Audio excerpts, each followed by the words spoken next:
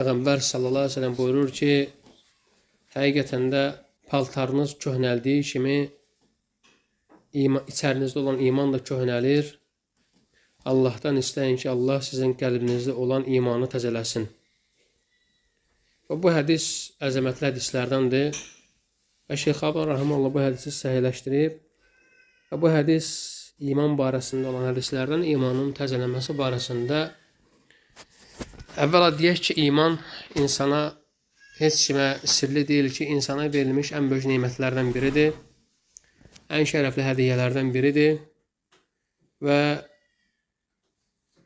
iman insanın bu dünya və axirət xoşbəxtçiliyidir. Allah iman gətirmək. Necə ki, Allah Subhanahu wa Ta'ala buyurur ki, "Mən amilə salihan min zəkerin əv unsə və huve mu'minun fələnuhyiyennehu hayatan tayyibə və lənəcziyennehum əcrəhum bi əhsəni mə kanu ya'malun." Allah Subhanahu wa Ta'ala buyurur ki, mömin kişi və qadınlardan kim salih əməl işləyərsə, biz ona gözəl həyat verərik və həmçinin də etdikləri əməllərə görə ona ən gözəl mükafatını verərik.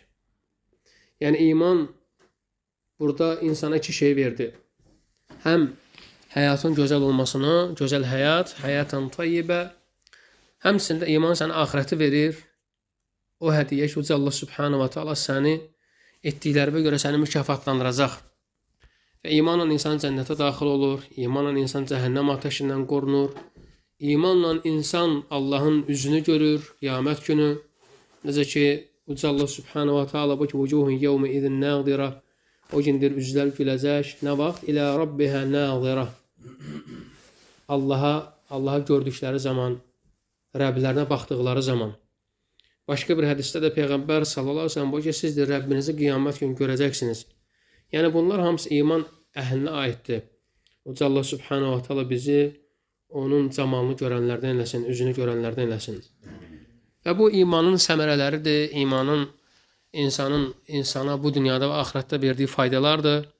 Ona görə ağıllı insan ən çox məşğul olduğu şey imanı olmalıdır və ən birinci məşğul olduğu məsələ iman məsələsi olmalıdır. Çünki dedik ki, bu ən uca məqsədlərdən iman məsələsi və insan artıq bunu düşünəndə, biləndə ki, mənim işim gücüm imanla məşğul olmaqdır, imanımla maraqlanmaqdır.